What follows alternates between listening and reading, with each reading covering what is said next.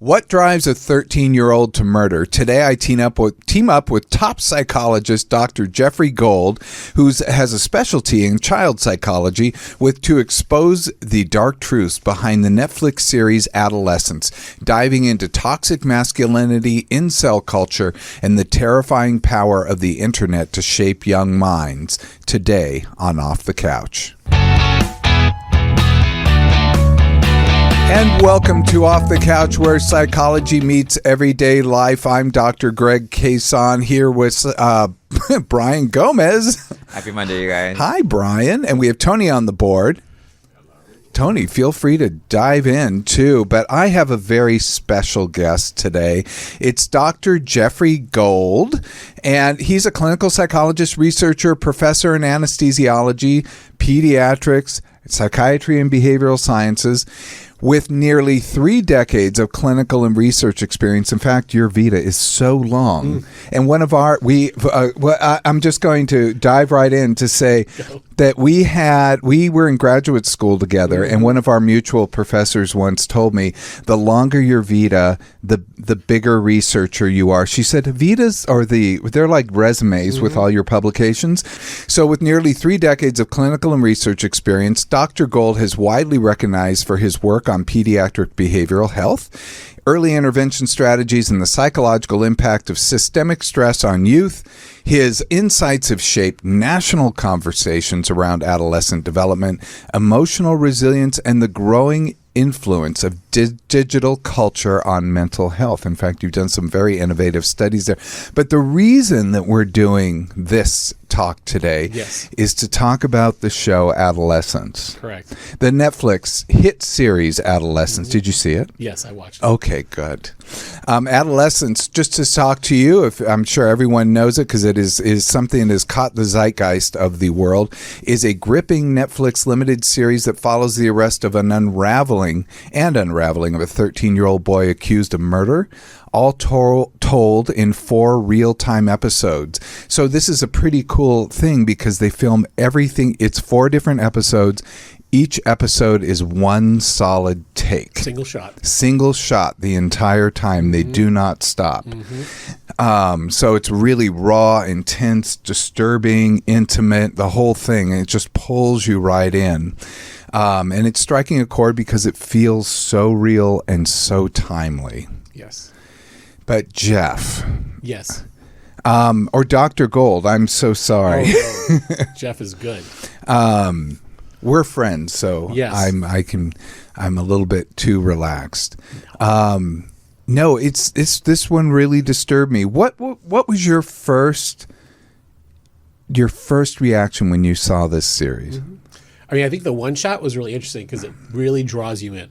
You're really part of the family, the school. You're really in that experience, which I really enjoyed. And at times claustrophobic because it was like you were right in close and personal. And I love that. I love being part of that. And it was intense. It was more intense than most other shows that you are watching passively on the couch. So, but basically, it was beautifully constructed. The cinematography was incredible. The acting was brilliant, honestly, and the storylines were pretty complex and pretty riveting. Actually, it's a multifactorial sort of perspective on this storyline. I think we're going to talk about that today, but it was really powerful.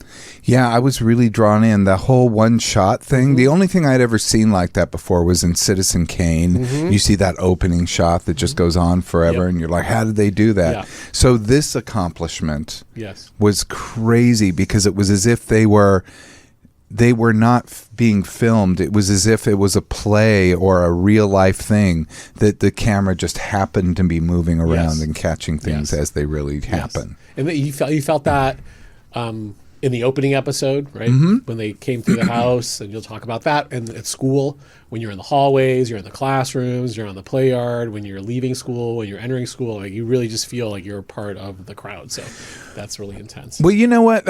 Let's just dive right in there. We'll just go right to the talk about the first one. So yeah, the arrest that happened, that's when the Army police raid of the Miller's family. That's when the little boy is arrested. 13-year-old Jamie Miller on the suspicion of murdering his classmate Katie Leonard. And they basically bust into the house and go and arrest him. And the family is caught at like, let's say 6 a.m. and they don't really give a time, I guess, but it's before school, and he hasn't even gotten out of bed yet. So, and he is just really terrified and pulled in and arrested, and the parents can't go with him, etc. I was immediately struck by, if it were me in that situation, what would that be? Yeah. I think that he was cowering in his bed. He was. Right. And obviously he knows what's going down. Right. It's not new to him. So he's in his bed, he's cowering, his parents are yelling and screaming, right? Mom's yelling, dad's screaming, what's going on with my boy? What are you doing? Et cetera, et cetera. They're just asking where the boy is, where Jamie is. And he's just sitting in his room cowering, kind of fearing and knowing. Like he's aware of what's happening. And yet he's just sitting in his room in this shot that he just showed, cowering in his bed, just waiting. So what I really liked about this, just to dive into personal opinion, is it showed how everyone is terrified and tortured during a house break-in. Yep. The police were like, we have a job to do. This is just what we're doing. They come in, they bust down the door, they start going through things. Right. The mother, the daughter, the dad, like they had zero control in their own house. Right. And then the little boy getting up out of bed and having pissed himself. Right. Because he's so scared. Right. And yet he calls his dad, and this is a theme throughout the whole show, because he leans on his dad in a lot of ways. And a lot of people are curious, why is he leaning on his dad so much, right? So he does that initially when they bust in. He's calling for his dad, right? He wants to talk to his dad, and his dad's trying to reach out to him. So you see this connection with his father that you don't yet understand, right? Until later in the show. No. Yeah, no, the father was a very interesting character. By the way, do you know that the father, the actor who played the father, was also the creator of the show? Yep. Did you know that, Brian? Yeah, oh, everyone knew that. Yeah, it was great. I guess only I'm surprised. Well, by he that was. I mean, information. he was a discovery, and the character Jamie was a discovery. Both kind of a first time for them, I think, in this. Well, I think Dad had been an actor for a long time, but the boy was brand new. Yep. Brand new. Yep.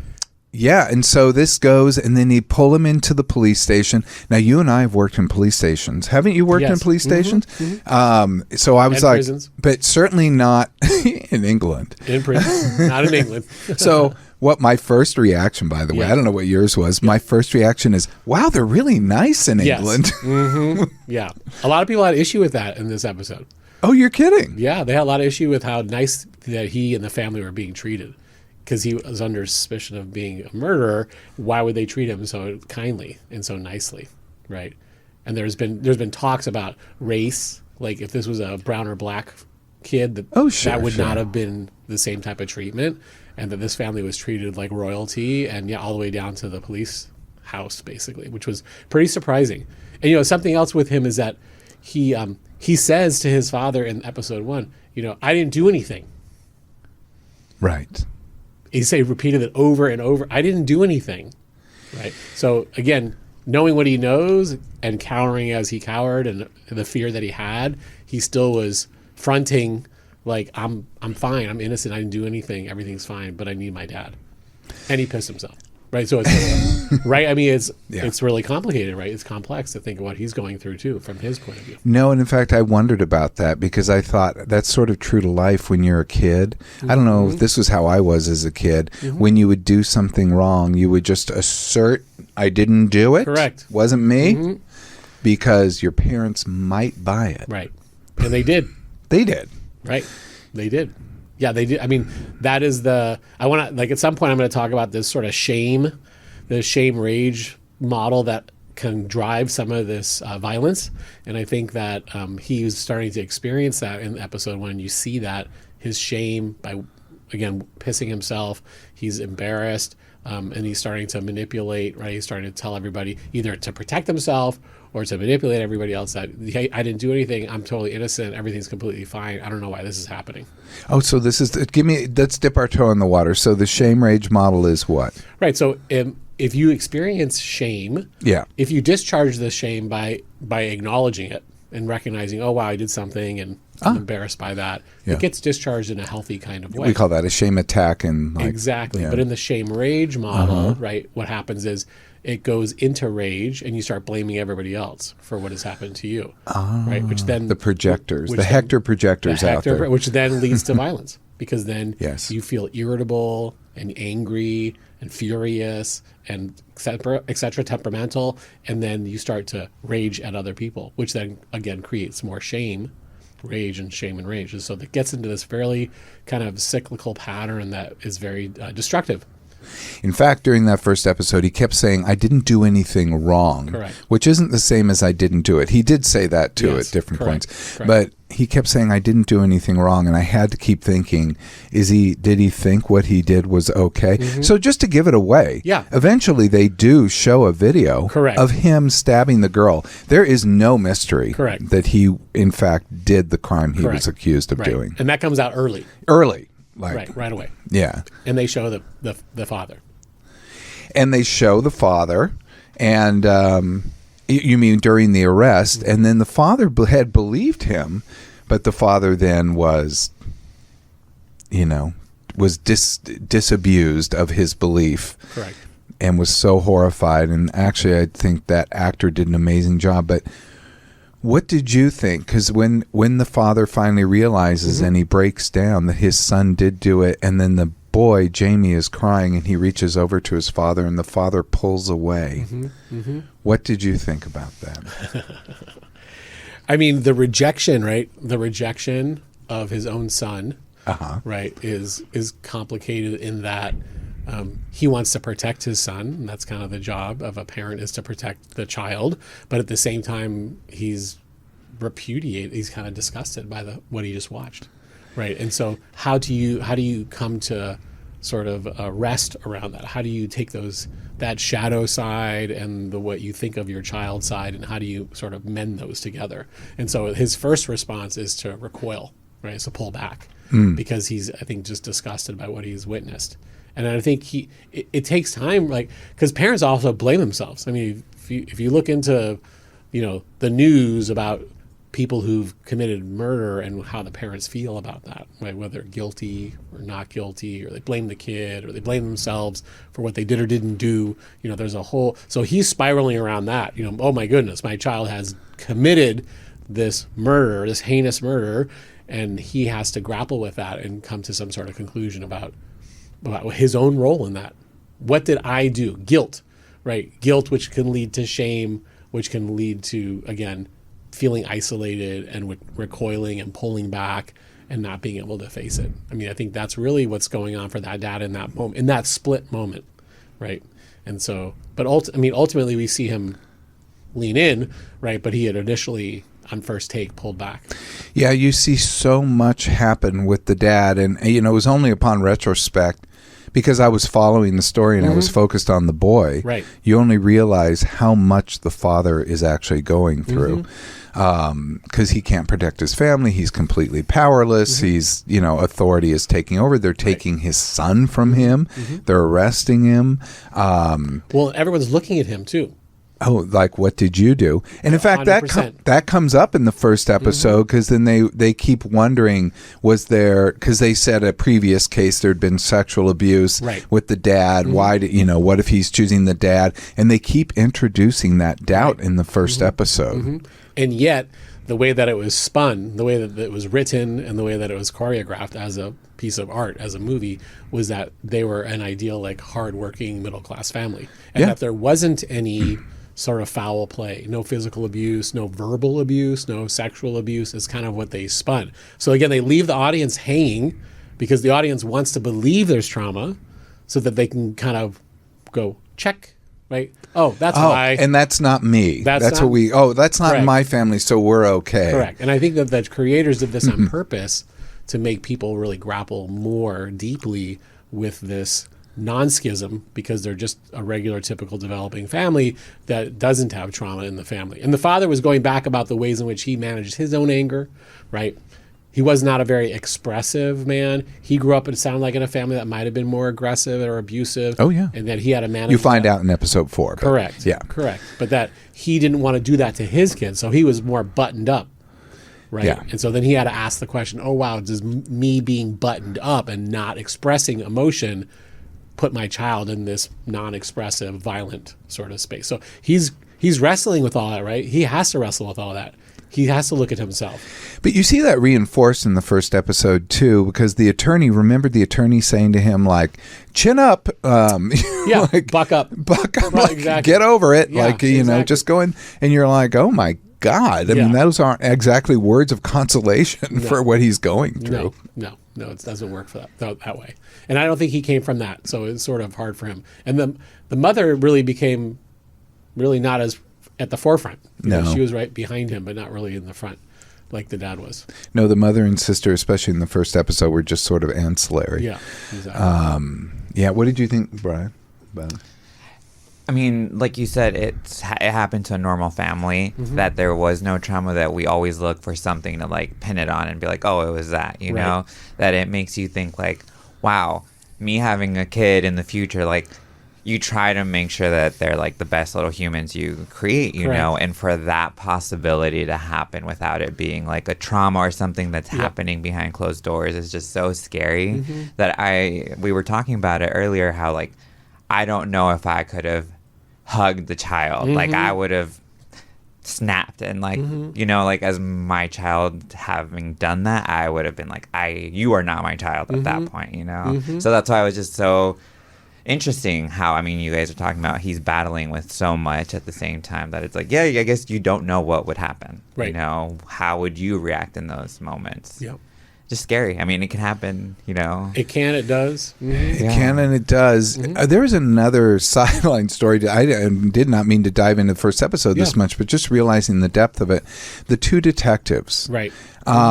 They start out the series like just the two detectives starting their day, kind of a boring old day, talking to each other, starting their day. Okay, you know, are we getting ready? This is what's going on at home, blah, blah, blah. You realize that for them, this is just another day of work.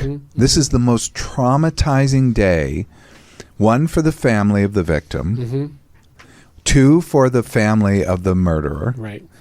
And to the detectives, this is just another day of work, which does set you up for the second episode. Right. So, because when they go into the school, I think especially the male detective is really moved by the second episode in the school. And I think that again, it's the shows come from so many points of view. Right? Yes. So many facets and perspectives, and you could jump on any one of them. Right? You could have an hour-long conversation about any one character, and which is why it's so well written. Right? Is that there's that layering. Right?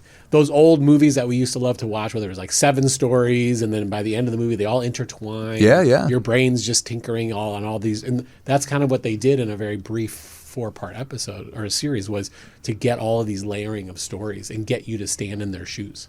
Right. What would it be like to be the police officer? What would it be like to be, you know, the mother, the father, the son, the daughter, like the victim's family? Like, they get you to take perspective, right? They do get you to take perspective. And I think that's really important. Lived experience, right? It's all about like, can you slip into their shoes and live that experience for this series? And I think that's what they were shooting for. And, you know, I mean, you get to a point where you're just like, I'm not sure what, like who to blame this on. Like you actually start to see the real problem. Which is why we have the buzz around it, because people like little bows at the end of the story. They do generally like bows. Yeah. And that's not what they were trying to do here. But this car crash you couldn't look away from. I mean, it was so well done. It was a well done car crash. Yes, let's talk about the second episode. Okay. That's the investigation. This, to me, in many ways, was my favorite episode, although everyone else says something different. Number 3, which we'll talk about. But I was stunned by this episode. There were so many like subtle things that happened. This is when the two detectives, Bascom and Frank, delve into Jamie's school life. They go in and they're also trying to retrieve the murder weapon. So they go into the school. They interview classmates. They find out that Jamie's exposed to online misogynistic content. So that's the manosphere stuff, which we'll talk about, and in-school and online bullying. And this also happens. We meet friends that are very pivotal to the story. One, Ryan, who provided the weapon, and also Jade, the best friend of the person who was murdered, of the woman, a girl who was murdered. Yeah. So what are your initial thoughts on the second episode? I could dive into all of mine. I just think that, I have friends who are teachers, right? And it was very like on brand. Wow, was it good? Right. It's really on brand to be a school teacher and see all that happening, because school teachers feel really helpless around handheld devices, kids talking in class, kids talking back to teachers in class, where everyone's out of control. Right, they chill, like the patients are running the asylum. Yeah, that's really what's happening here. And so a lot of teachers were really vibing hard on that episode, because they were like, "Yeah, that's my life, right? Every day, this is what it's like for me. I can't teach a kid because of all of what's happening." And so I thought at a macro level that was really interesting, because you really enter the school and feel the vibration of the teachers and the students really, again, running the asylum. And, in the first episode, you find out Jamie's favorite class is history. Yeah. And then he says, and then the lawyer's kind of drilling him down, like, is this just a BS answer, or is this a real answer? Jamie knew all. He said, what's your favorite period? I think he said industrial or something. He just goes down into all this stuff and talks about his favorite things and why, which is kind of interesting now that I'm thinking about the manosphere, because it was a time of great creation. So that's interesting. Yeah. But anyway, just to go backwards, he said that was his favorite class. Then we talked to the history teacher later. Right. And he's hands off about Jamie. Right. All he does is show videos and doesn't really pay attention to the kids. That's right. That's the way to manage the class. And he even came in late when the detectives were there. His shirt's untucked. He was in the bathroom, I'm sure. Exactly. Yeah. Well, it's interesting, because I think the kids are running the school, the teachers are exhausted, and you feel this sense of that there's not a lot of learning happening. Not a lot. Right. And I think what starts to percolate like pretty quickly is that the bullying, you start to hear a lot about the bullying in the school, which we know this. I mean, we know this in our society, whether it's social media or whether it's Insta messaging and et cetera. We know this is happening, and it starts to come into focus that he's really a target for that. Well, let's talk about the difference between what we grew up with, because bullying is not like a new thing, and what they have to deal with. Yeah. Because what we grew up with was no different than, there is the detective's son in the video who is bullied pretty intensely. Yeah. And he's bullied in the more traditional way. He's called names. They would demand money from him. Right. They throw their trash at him. And it's just, he just kind of exists within this world and just somehow manages. And what you see is the teachers and the administrative personnel really not doing anything, just saying, just stop that, like very weakly. Right. Well, and it also reflects how, like, his dad doesn't know this is happening. No, his dad has no idea. The because disconnect between the parental... Why do you think his dad doesn't know? Yeah. I mean, I think there's a lot of reasons. I mean, a lot of kids keep many things deeply under wraps. That's true. And I think that's a lot of the kids are operating from that space of, this happens to me and I'm not going to tell my family about it, whether it's online bullying or in real person bullying. Well, I always wondered if not always, just since I saw the show, but wondered if it was shame that was really driving him to do that, but also feeling like, if I tell my dad, nothing's going to be done. Right. Right. And I remember going through stuff when I was a kid and thinking, if I told the teachers, nothing will be done. In fact, I'll get it worse. You'll get it worse. Right. Yep. And that's true. So, and I think that has cut across all time, right? If you're the one who blows the whistle, gets somebody in trouble, that it's going to come back on you, tenfold. So, right. But I did like and appreciate how they drove that schism pretty clear, whether it was Incel, right? Things that were going, like the police officers have no idea what's going on in current culture. No. So they can't really get in there because they don't even know what they're saying, doing, or asking. And so that schism that you see with students and teachers, you also now see it with the parent, because the parent's a detective in school. So that becomes really clear that how are these detective is supposed to help. They don't even know what they're asking. They don't even know what they're hearing. In fact, that was probably one of the better scenes to me, is when the son took his father aside and said, "You aren't getting it. Right. You aren't getting what's going on here," and explained. He called it Insta. He explained Instagram, and he explained what these emojis meant. Yes, that's right. Explained the exploding red pill versus blue pill, and the father goes, "Oh, from the Matrix," which would be my immediate response. Right. And the kid doesn't even know what the Matrix is, Right. but knows these pills. Correct, because it's been rewrapped. Basically, and was that the kidney beans? I forget. It was like there were so many references that the kids in Incel they were saying things to him, absolutely, and bullying him online that ratcheted up, and that the murder victim herself, had been bullying this kid. Correct, absolutely. And she had reason. I mean, I'm not going to say. She had some, we find out later, she had some reason. Right. But let's go into the whole manosphere thing, because that was the surprise to the detectives. Right. And even when they're like, "Oh, have you heard of this?" Like, and one says, "Yeah, no, Andrew Tate." And then one of the school administrators says, "Oh, yeah, I think I've heard the kids saying his name." Right.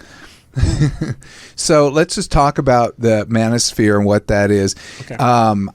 I took from an article here, what is the manosphere? And it's just a network of misogynistic online communities. But it's linked to the rise of male influencers like Andrew Tate. And the researcher here thought the root causes were poverty, isolation, and inequality. I really never thought about the actual roots of this, but I thought that was actually kind of interesting, because there's a big belief within the system that if you're not in power, then you have power taken over. There's no equality. Right. Correct. There's just none. Either you're in power or you're getting screwed. Right. That's right. And I think that's where a lot of it stems from. You know, it's that shame again. I mean, incel means involuntarily celibate. Yes. Right. But that's not how it started. It didn't start. It wasn't associated with the manosphere. It's become associated with the manosphere, but that's not how it started. It started by a woman who was involuntarily celibate, and she was feeling lonely about that. And she created a community of other people who were involuntarily celibate to have an online presence to support each other. Wow. They wanted to have relationships. Wow. Yeah, the history of incel is very deep and not just immediately linked to the manosphere. So I think if you think about it, it's sort of like, it's been likened to like Oppenheimer. Like, she created something really beautiful to support each other, and it got weaponized, right? And that's where we see incel now. It's being weaponized in the bullying sphere, basically, where that's not really where it had come from. It had come from an empowerment place for people to gather and support each other. That totally makes sense, because then the bullying then... That's what doesn't believe in equality, because here she's saying, "I want support. Let's all join hands and not feel so alone and not." Let's support each other. Like, this is not where we don't want to be, and it's not negative. We can be here together. Correct. That's the humanity of where incel comes, or where it comes from, and I think that it's gotten twisted and weaponized. I mean, it's just the easiest way to say it, because we see that in lots of examples in world, how things that were developed for good can get used for evil. I mean, unfortunately. So I think it turns really interesting, because you see them using that as a bullying tool or mechanism against that boy, and then he feels shame about it. He feels shame, and he's just a little boy. Right. Here he's 13 years old. I remember the kid kept saying, "I'm ugly, I'm ugly." He said that in the third episode. He kept saying, "I'm ugly," and I was like, "Oh, I remember thinking that. Yeah. I remember thinking I was ugly." Yeah, I mean, I think the percentage of time people spend thinking about, are they attractive? Do they fit in? Are they regular? Is like probably 80%. People are like ruminating about, am I just a regular person? Oh my God, especially in middle school, like the age he was. Yeah. Because do you remember, I do remember, like, you were so tuned into what people were wearing, and my mom wanted to buy me I always had to get JCPenney jeans, and I wanted Levi's because the other kids had Levi's, and they shopped at the Gap. And I was like, my mom's like, "No, don't shop at the Gap." Or Miller's Outpost. That was it. I think that's where they sold the Levi's. I don't know, one of the two. But yes, that was like the very specialty stores. But I mean, I'm in total awe of my mother now. Yeah. That she pulled it together, Yeah, she made it and happen. to raise 3 kids and, alone and Yeah. do the whole thing. Yeah. But when you're a kid, you're just looking around at, wow, they have those types of thongs, and I have Right. to buy the ones from Save On, and these people are buying the ones from OP. That's right. Ocean OP Pacific. somewhere. Mhm. But Yeah. it's very funny. And there's so much energy put into just trying to be regular, whatever that is. Yeah, regular, fitting in. Right. Fitting in. That seems to be all that it is. In fact, in that first episode, there's a character called Ryan. Okay. Second episode in the school. In the school. And they're interviewing the kid about he ends up being the one who provided the weapon. And they say to Ryan, they're trying to ask him questions, and he turns to the cop and says, "Were you popular? Right. I'll bet you were popular." Yeah. Like, he only really wants to know, Yeah. like, that That this status. guy had power. Right. And he's like, well, I did well. I was pretty popular. Right. And da-da-da. And he's like, wow. Yeah. Like, it was as if he was meeting a star. Yeah, of course, 100%. And it really helped you see his value system. But I think that's correct in that era of that period of time of being an adolescent. Like, that's what Yeah. matters, right? It's just the fitting in. And with the layering of social media and all of the things that we know, all the online presence, it gets very complicated to navigate all of that layering. And I think that's really what drives this kid. I mean, whether you think he's a sociopath, right? Or if you think he's got an intermittent explosive disorder, like a behavioral disorder that doesn't exist anymore in the DSM. But if you think it's that, Too bad. right? Or if you think it's conduct disorder that's morphing into psychopathy, like a lot of people want to pathologize. Was there a trauma? I don't really know. But They when don't you land on a diagnosis here. no, they do not. But when you layer in all the social media and whatnot, it really does make it so much more complicated because you can't tease that apart anymore because it really is bringing in variables that you hadn't really had to think about before in diagnostic thinking. In fact, that you're kind of pointing out one of the limitations of the diagnostic and statistical manuals of what we use to diagnose, because it basically kind of puts responsibility onto the person who's exhibiting the diagnosis. Right. And it may be like we see it more like an illness, that they have it, but we don't necessarily say, of course this is understandable. Like people who come to me for ADHD, and I'm like, they don't have ADHD, but of course you have attention deficit. You live in this world. Yep. This is the world. And when you're on social media all the time, when you're only watching short form videos, when you're, constantly demanding things entertain you, It's going to trigger all. then of you're that. gonna shorten your attention span. Yep. So It's that epi part. It's that epi part yeah. of the behavior. So is this going to be, is it really their fault, or is it a brain disorder, or is it that their brain is just reacting to the world they're in? Right, and the show does not land on any of No. that stuff on purpose to leave us tortured and not knowing. Tony, I forget how far are we? Because I've lost track of the time. We're getting ready to start episode 3. Oh, episode? No, I meant how much more time do we have? We have about 20-25 minutes. Thank you. I completely. You're having so I much was fun. wrapped up in this. Oh no! serious. I could realize that I was in some other zone talking to you. I was so interested. You're like, oh, we're here. and I have 18 things I want to say that I completely lost track of time. Yeah. So I hope you don't mind. Same. Back online. Back online. So yeah, we talked about I don't know, all this stuff, the culture of hypermasculinity, etc. What was also interesting, there was another character in episode 2 in the school, Jade. Yes. Jade was the Yes. best friend of the girl who was murdered, and she was in many ways gave me goosebumps. What an interesting character, Yeah. because she was so angry and was angry at everybody and was almost not terrified, but so scared that they would try to lay blame on Katie for Right. what happened to her. Correct. Which I understood. And she understood what was going on. And to give a backstory, you find out later, is that the girl who was murdered had sent her topless picture, I guess, to another boy. Yep. And instead of him keeping that picture to himself, he sent it to the school. Right. He sent it to everybody.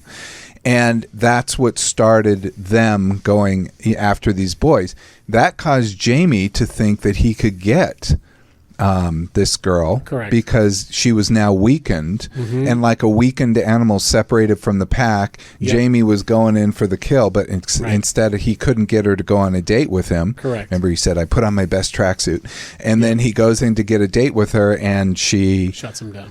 shuts him down. She says, no way, man. Yeah. And then he takes Has out a switched. knife Right. and murders her. Right. And it was the little boy Ryan who gave the knife, and he just thought they were trying to scare her. Right. Yeah. Well, I think that this is the meat and potatoes. Like that incident right there. Yeah. That speaks to the poor emotional regulation. Yes. Right.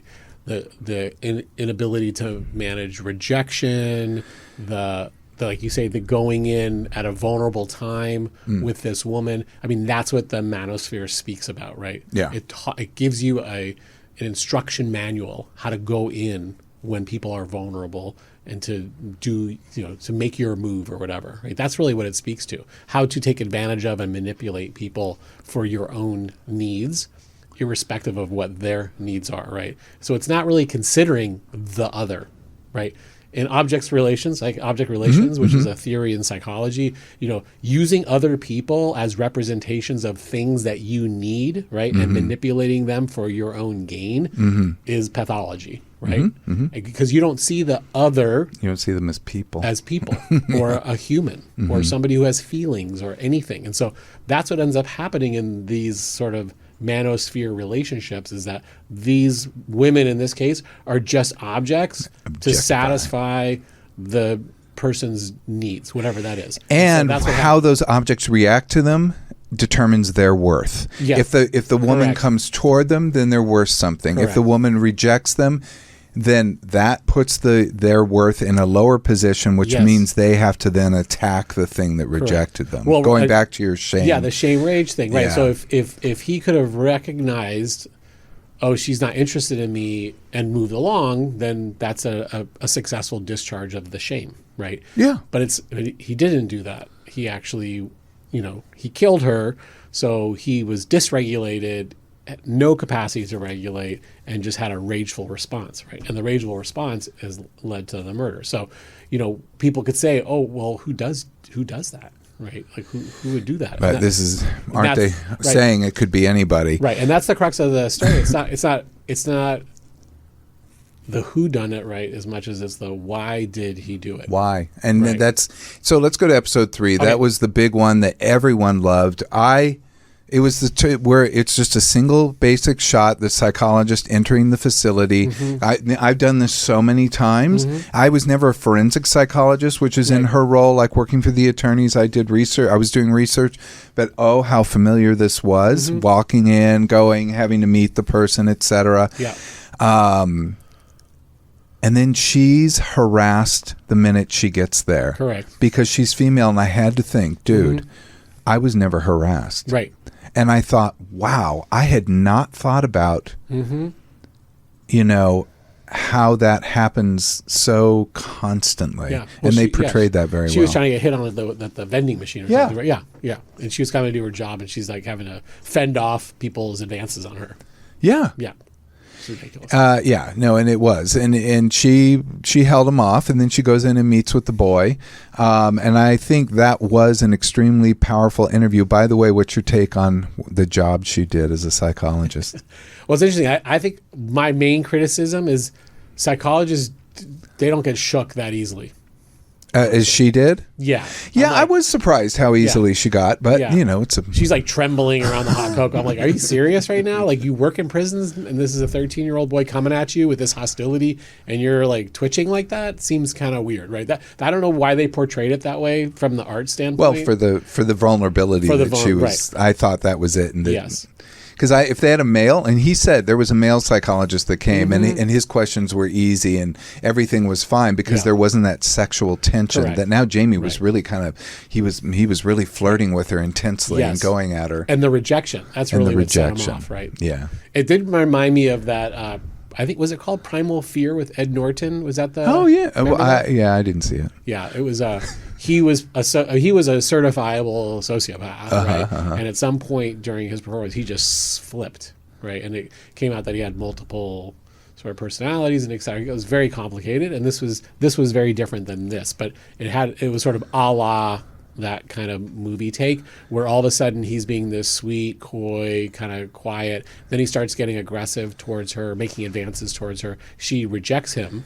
Asking her questions, mocking her. Yeah, mocking her. And then he had his blow up, right? Yeah. Which was just kind of parallel probably what happened with his experience with his peer that he then went on to murder, right? So it just shows you his underbelly right away, Right. that he just flips that switch from being, contained to like being rageful. In fact, he couldn't contain himself so much that he confessed. Yeah. He said, "What blah blah what I did, da da da," and he's like, "No, you didn't hear that, blah Yep. blah blah." Right, because he's a child, so he wasn't doing a great job of it. But No. but I think the dynamic was really clear. He was rebuffed, he was rejected, and he like just into a fit of rage. And I think that's what they were trying. I think that's where they were trying to make that connectivity to the sort of the toxic masculinity, the hyper masculinity. Yeah. That was where they really started to showboat him beyond the murder, but to show that sort of evidence that now supports it even more so, like that this kid has clearly got some underlying issues around. And this is where they again played with the possible sexual abuse, which I thought was interesting because, again, you didn't see any evidence of that, No. but here it's coming out. And she's pushing him a little bit to what's this relationship with your father? Right. And clearly he has a relationship with his father, but it's suppressed emotionally, like he can't Correct. deal with things. Correct. But, she's still trying to explore that, and that made him go very... upset. He could sense what was going on. And again, the role as a psychologist, Right. That's not what happens, right? When you're interviewing somebody like that you just keep pressing it and pressing it and pressing it. Like, No, I guess not. No, yeah. Well, I mean, nonetheless, I was like, I liked the job she did, even though I did have my issues. What I noticed when he stood up and screamed, I have had someone do that at me before. Same. And what did you do? Because I can say what I've done. You first. No. Yeah, I'll say. Go. Because I'm a little bit embarrassed about this, but I had cussed, but I was like, the person stood up. I didn't stand up, but Yes. I got very forceful. I said, "Sit the F down." Wow. Did it work? And I was like, "It sure did." That was good. Like I just pushed right back, and he's coming at me, and I just yelled, but I didn't get up because I thought I'm not going to get into a fighting stance. You think like quickly, Escalate quickly. For me, and he did. Yeah, he listened to you. You used that voice. That helps a lot. Yeah, no, I got very loud. You came from the diaphragm. Yes, I did. You're a theater performers. But there you go. They always taught us in training that you have to allow the patient to be near the door so they can escape. Yeah. As opposed to you being near the door to escape. I mean, it seems natural that you'd be closest to the door, but you really want to allow them to get out, right? We used to have a coworker who always sat near the door. Yeah, exactly. Just to let you know.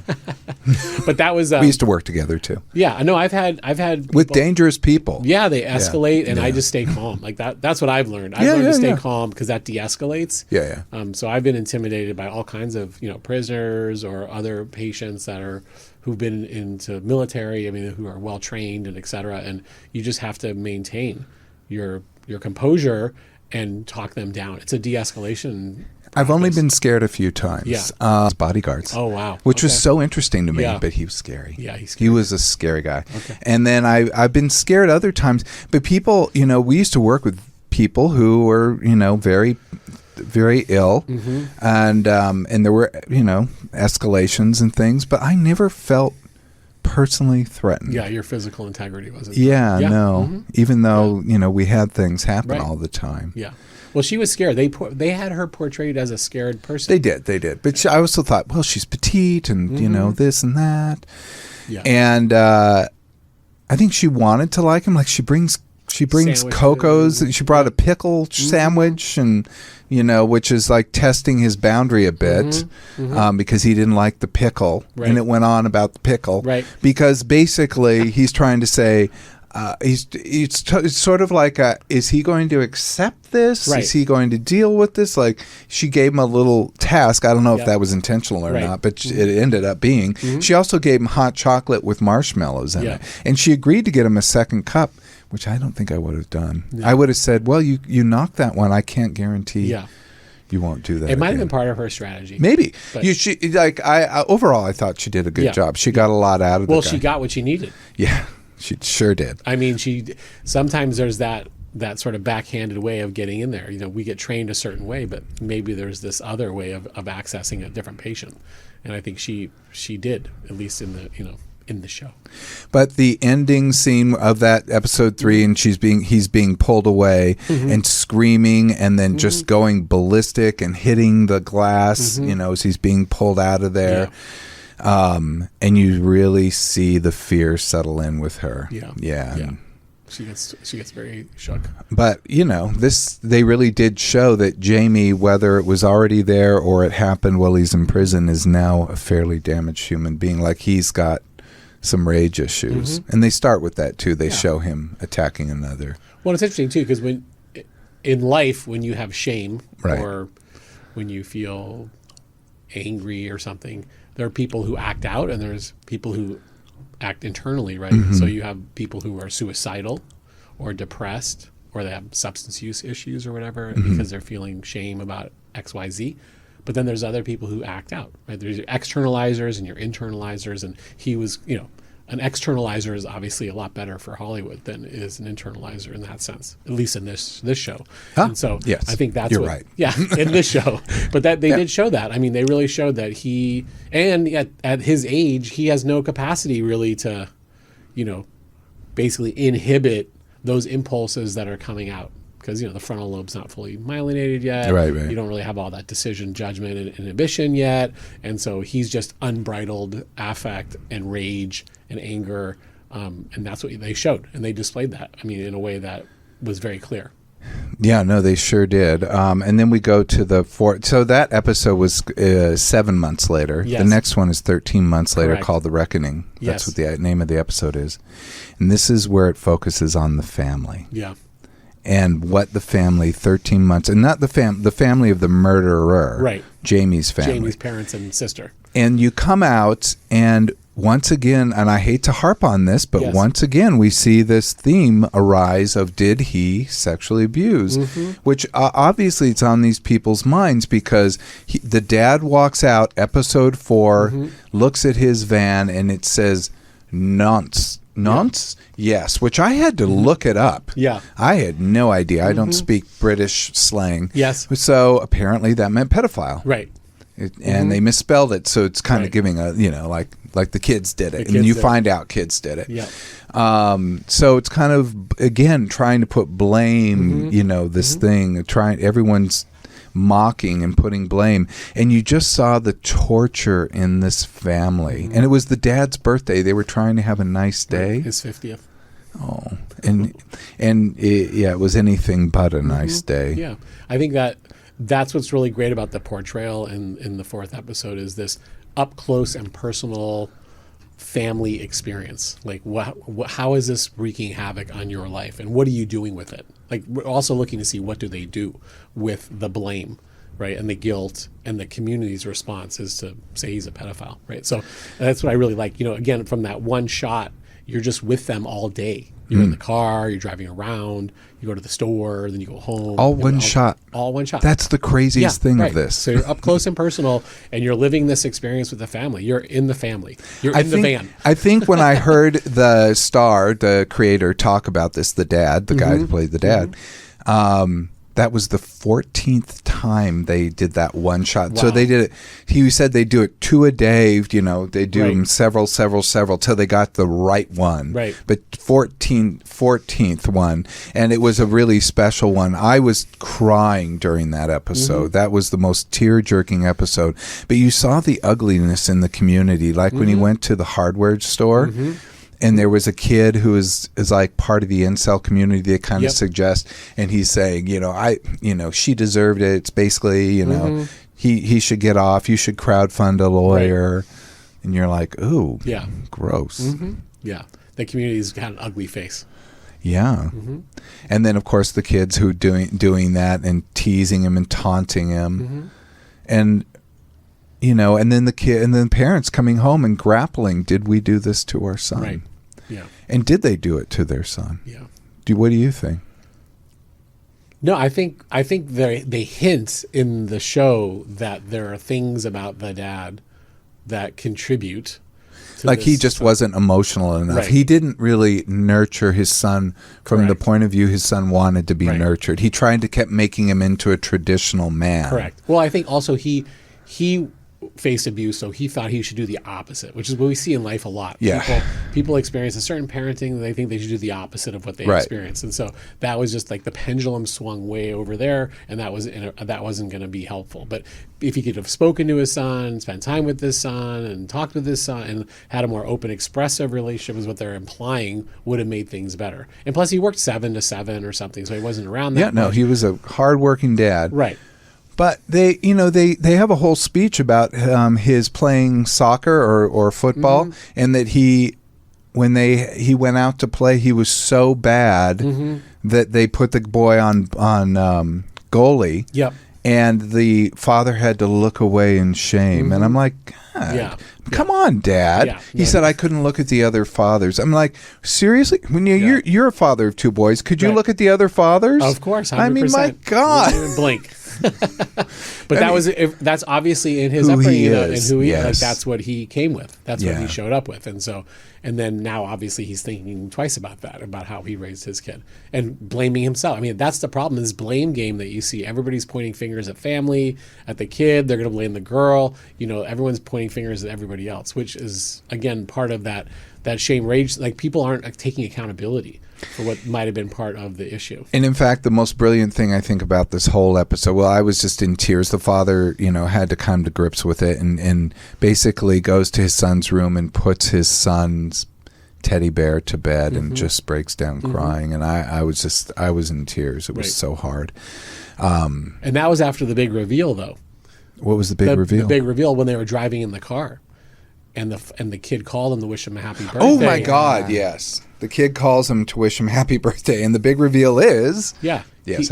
He jumped way ahead. No, that he tells his dad, thinking he's only on the phone with his dad, Right. because remember from the first episode, it's like He didn't want to talk to his mom. he doesn't want to tell his mom or his sister because maybe his loathing of women or He shame knows. or whatever the case might be. And then he's telling his dad, wishing him a happy 50th, and also mentioning that I did it basically. Like Yeah, he said, "I'm going to change my plea," so I'm gonna he's going to change my accept plea. responsibility. Then he finds out his mother and sister are in the car, and he gets really quiet. Yeah. That really pissed him off. That made him very angry. Yeah. Because he didn't want to talk to them. He wanted only to talk to his dad, which again aligns with this whole like masculinity thing and who he reports to, like who his person is, and that was really a pretty huge moment. And then they come home to the house, and that's when he sort of tucks in and puts it to rest. So what was so brilliant about the show is that there were so many layers, and one layer Yes. too was at the very, very end. After that happened, they see their daughter, who's really amazing. You kind of get a sense that their daughter is really turned out well, and the family is very stuck together, and they're going to pull through this Right. together, which I like. They said, "How do we raise such a good one?" And the mother says, "The same way we did Jamie, like the same." Yeah, that's right. And in fact, that helps you to see, oh yeah, well, could it be the gender norms, or could it be the school stuff? Could it be the friends or the online bullying? Could it be, biology? Could it be the system? And plus, we don't know Jamie too much Right. arrest. We know he has some behavior problems, but so many kids do. They Yeah. don't go out and murder someone. Right. So, That's right. there's a whole thing. There's a whole question of exactly where does this all fall? The nature and nurture discussion comes back to the table. That's what I was going to say. I was like, Yeah. do we know what it was, or like how to prevent this, or like I don't know. Yeah. It's just scary to think that it can just happen. Yeah. I mean, I think at least what I've been reading and what I've seen people talking about is that we don't create enough forums for, let's just say boys, for this discussion right now, where they can come together without their handheld, right, and talk to each other and share with each other and express to each other. And because if I say or do something at school and a kid records it, it's forever. If I cry about something in class that is cry-worthy, right, like it really affected me and I cry about it, all the kids pull their cameras out and record it, right? So you can't have an authentic emotional feeling without the fear that it's going to be in the meta world forever. Like basically, it's going to live on in perpetuity, and that's a scary thing. Very scary. It eliminates your capacity to be authentic, and so I think some of the work that's happening in the anti-manosphere is to try to get boys sans phone, like put all your phones away and come and sit around and talk about certain things, like who inspires you and who do you look up, having communal conversations with people that they can share freely, authentically, and not feel like they're going to be recorded or pictured or video, whatever it's going to be, and have that, and that builds community, right? I mean, it does. And we're missing that. We're missing that because we have our kids sitting home on laptops or on handhelds, or they're, doing whatever they're doing that isn't about interacting with each other, right? And having conversations. Like, we're not on our phones right now. We're all sitting and talking to each other, right? So that's something that needs to be intentionally put into our community, right? Where people have like talking sessions all over again, where they're just hanging out together and talking minus their electronics. That is a great idea. So how do you feel about taking phones out of schools? I think it's a great idea. It's a very leading question. No, I think it's a really important that phones should be left at the door, or I believe for that every too. class. And I know for a fact it's distracting not only the students, because they're on Insta and TikTok and messaging their friends in class and sending pictures and videos and listening to music on their earbuds, and they're not learning. They're just not learning. It's not happening. Not to mention how disrespectful it is to teachers and to the learning environment. It doesn't work. So, I think phones should be out of the classroom 100%. I do too, and I think you can do that with kids. I taught graduate school, and one thing I have to say is it's harder there because they really fight it. And the school backs them up. Yeah, it's a problem. And yet they'll sit there and still go on their phone. If they're on a laptop, you better know they're on the internet. Correct. They're not 100%. They're not writing their lecture notes. I've sat at the back of medical school classes, and everyone's searching, oh my God. Yelp for where they're Our going for residents lunch were and stuff. For sure. So it's a problem, and it's not like that's not the reason why Jamie murdered this. No. Right, but I think it's part of the bigger picture. Yeah, the bigger picture is that our electronic uptake is just excessive, and it's really interfering with learning and relationship. Again, the incel comment came from people feeling lonely. Not just because they don't have a romantic relationship, but they weren't feeling connected to people, right? And so, I think connection, right, attachment, connection is really the basis of our humanity, and it's funny they're called smartphones because they really make us dumber. They do. They make us dumber, and they really disconnect us. Even though people think they connect us, they don't really connect. So I think that is a big problem. And I won't demonize like social media or smartphones, but I will say that they have a part, like you said. They play a role? They play a role in how we're disconnected from each other. I mean, look, we could go walk to the local restaurant here, and couples are on dates on their phone. I mean, come on. What are you doing? We have to go back to the days of 2 Dixie cups and a string, and I think then we'll have solved all the problems. Yes. No, I think it definitely needs to be. There needs to be like breaks for sure. People need breaks from their technology. I mean, there's another show that was out, right? The White Lotus that was out. Oh yeah. And part of the checking in was putting your phone in the bag, which I loved, and I loved the family fought. Right, of course, because it's so real. Of course, it's real because people don't want to let go of it. It is everything that we know it to be. So, but I think that is a step in the right direction. People be able to separate from their technology, and I challenge people when we go out for dinner to put their phone away. Let's just be here and have this conversation and share a meal. So Jeff, let's you and I go out to dinner, and I'll be on my phone the whole time right after this. Unfortunately, we need to end. We just started. I know this is episode 1. Honestly, talk so much about this. There's so much, but that does wrap up the show. Well, thank you so much. Thank you for being here. Thank you for coming and lending your expertise to such an important topic. Thank you. A reminder to like, subscribe, to give us 5 stars. Links to the studies go to my YouTube page, youtube.com/DrGreg. If you have questions or topics, hit Brian up or hit me up at Ask Dr. Greg. This is Dr. Greg, Brian, and clinical psychologist with a specialty in child psychology, and researcher Dr. Jeffrey Gold, bidding you farewell, and Tony too, bidding you all farewell. Until next time, be present, be flexible, and be kind.